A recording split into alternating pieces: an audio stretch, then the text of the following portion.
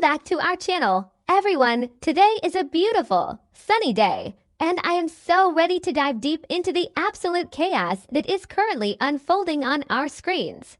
Grab your biggest mug of coffee, maybe a snack, and settle in, because we have a mountain of Genoa City drama to unpack today. It's been a wild ride lately, and the twists just keep coming. Let's get right into it. So let's just start with Matt Clark. Honestly, what is even happening with this guy right now? And Victor Newman, of course. Because of course Victor Newman is pulling the strings from his dark, brooding office. It's like the writers just love putting Victor in this godlike position where he holds everyone's leash, no matter how ridiculous it gets. Matt is facing even more trouble when it comes to Victor. And you guys, it is getting so incredibly messy. Matt is feeling completely, utterly uneasy about Victor's grand master plan. And who wouldn't be? Let's just look at the facts. Matt agreed to approach Kane Ashby and keep tabs on him to serve Victor's twisted revenge plot. But Matt really doesn't like going back down this shady, manipulative path.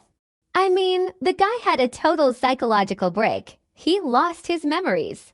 He remembered his horrible crimes, like literally holding Nick and Adam hostage in Las Vegas, and now he just wants to make amends and be a normal person. But Victor doesn't care. He literally insists that he does not give a single flying flip whether Matt approves of the methods or not. This is the path Victor has chosen for Matt to make amends with the Newman family, so he is forcing Matt to obey. It's so classic Victor. He just dictates reality and expects everyone to bow down. And Victor is going to give Matt some brand new instructions. He's trying to coach Matt on exactly how to make Kane trust him. Can you just picture this scene? Victor sitting behind that massive desk at Newman Enterprises, steepling his fingers, his mustache twitching, barking orders at Matt like Matt is just some low-level intern instead of a guy with a deeply violent, unpredictable past. Victor is pushing Matt into a corner. He's forcing him to play the role of a spy. But honestly, I think Victor is playing with fire here. You push a guy like Matt too far, and who knows what personality is going to snap back to the surface. Maybe I'm being too harsh. Okay, that sounded dramatic, but you get what I mean? Matt is a ticking time bomb. We all saw what he did to Sharon and Noah. And Victor is just casually using him as a pawn to get back at Kane. Why? Because Lily made Kane the CEO of Chancellor, and Victor is throwing a massive, billionaire-sized temper tantrum about it. He can't stand that Lily defied him, so he's taking it out on Kane. So Matt goes out to do Victor's dirty work. He's trying to buddy up to Kane. He's trying to build trust, probably acting all casual, maybe running into Kane at Crimson Lights or Society, offering to buy him a coffee or a drink. And this is where it all goes wrong. Matt accidentally reveals a little too much. In his desperate, clumsy attempt to build trust with Kane on Victor's orders, Matt accidentally lets slip a tiny detail about his dark past. Or maybe he drops a specific fact that connects directly to Victor's current espionage plan. It's a tiny slip, just a few words. A misplaced name, a weird reference to the Newman Ranch, something like that. But it's enough. It is more than enough for someone like Kane. Because let's be real, Kane Ashby is naturally paranoid right now. And honestly, he has every right to be. The poor guy was just put through the ringer. He was led to believe his kids, Maddie and Charlie and Lily, were in severe danger in that whole fake kidnapping plot that Victor orchestrated. Lily lied right to his face. So Kane's radar is all the way up. His defenses are fully activated and running on high alert. The second Matt drops this little crumb of information, Kane's ears perk up. You can just see the gears turning in Kane's head. He immediately starts investigating. He doesn't just brush it off like a normal conversation. Kane is sharp, especially when it comes to corporate sabotage. He starts piecing the puzzle together, fragment by fragment. He probably looks into Matt's recent movements, connects him to the Newman family, and realizes the math just isn't mathing. And it doesn't take long for Kane to realize exactly what is happening. He figures out that he is being played. He realizes that he is being actively manipulated by both Victor and Matt. Can you imagine the sheer fury Kane must be feeling in that moment? He just got the Chancellor's CEO seat. He's trying to prove himself to Lily. He's dealing with Devon breathing down his neck. Remember, Devon literally threatened to destroy him if he hurts Lily or Katherine's legacy, and now he finds out Victor has sent a literal psychopath to spy on him. It's insane. It's just insane. Kane has to be thinking, what is it going to take to get Victor Newman off my back? When does it end? But Kane isn't going to just roll over and take it. No way. Kane is going to use this. If he knows Matt is a spy, Kane can feed him false information. He can play Victor at his own game. I really hope the writers go in this direction because it would be so satisfying to see Kane outsmart Victor for once. Usually, Victor just steamrolls everyone and wins by default.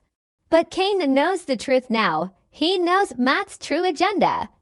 And that gives Kane a massive, massive advantage. He can string Matt along, make Matt think the spying is working perfectly, and meanwhile, Kane is completely insulated from the fallout. It's a brilliant setup for a counterattack. I just hope Kane doesn't let his anger get the best of him and blow his cover too soon. And speaking of Kane dealing with massive headaches, we have to talk about his upcoming run-in with Phyllis Summers. Oh, Phyllis, you guys know how I feel about Phyllis. I love her. I hate her. I love to hate her. She is just on another level of smug right now. So Kane and Phyllis are going to have a very, very tense encounter.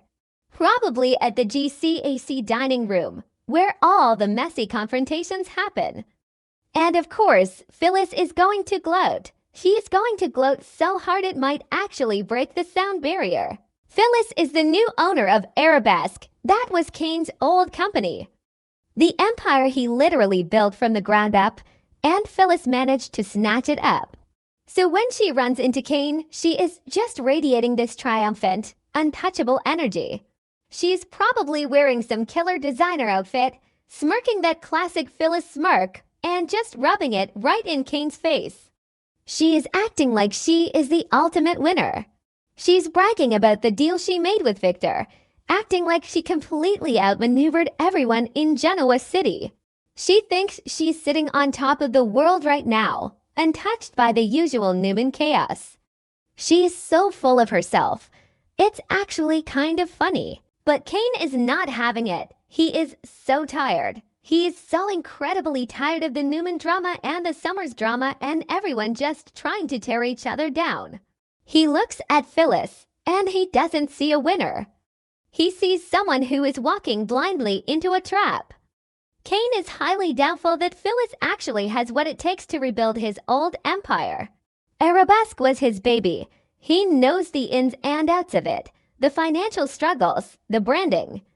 He knows how hard it is to run. And he looks at Phyllis, who is currently distracted by a million different feuds and her own ego, and he just doubts her competence. He thinks she's in way over her head and she doesn't even realize it. And then Kane drops a major truth bomb on her. He warns Phyllis that she shouldn't be celebrating just yet. He tells her, straight to her face, that Victor Newman could still betray her at the absolute last minute. And honestly, Kane is 100% right. When has Victor ever made a deal with Phyllis that didn't end with him trying to crush her? Think about the Marco Onicelli nightmare.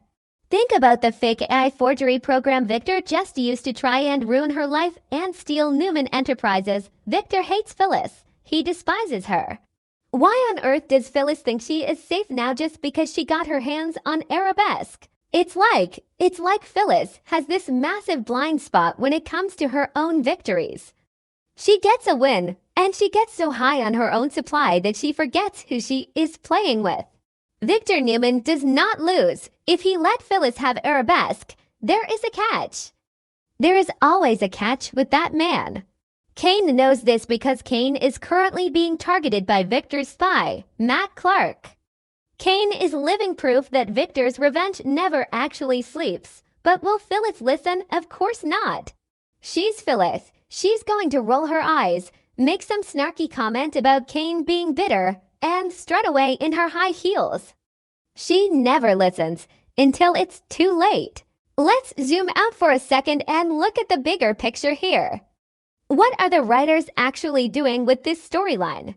We have Victor orchestrating this massive, convoluted web of espionage and corporate warfare. He's got Matt spying on Kane. He's got Phyllis thinking she won Arabesque. He's got Lily and Devon fighting over the Chancellor CEO spot. It's like Victor is playing 3D chess and everyone else is just playing checkers. He wants to control every single moving part in this town. But the crack in the armor, the fatal flaw in Victor's grand design, is Matt. Matt is the weak link. Matt doesn't want to be doing this. His heart isn't in it. That's exactly why he slipped up with Kane. When your heart isn't in the con, you make mistakes, you drop hints, you reveal your dark past. Matt is a guy who is desperate for redemption, and Victor is forcing him to be a villain again. It's actually kind of tragic if you think about it. I actually feel bad for Matt. Wait, no, the guy is a menace. What am I saying? He tortured Nick and Sharon. He blew up a building. But still, in this specific dynamic, Victor is the ultimate abuser of power.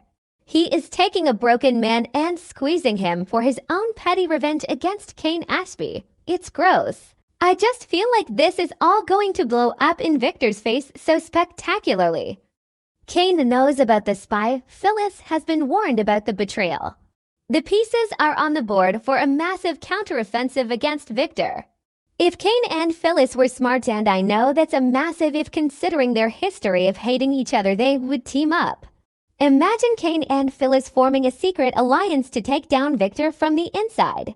Kane feeds Matt fake info, Phyllis prepares for Victor's inevitable betrayal at Arabesque, and they just blindside the mustache when he least expects it. That would be premium daytime television right there. But this is the young and the restless. People rarely do the smart thing.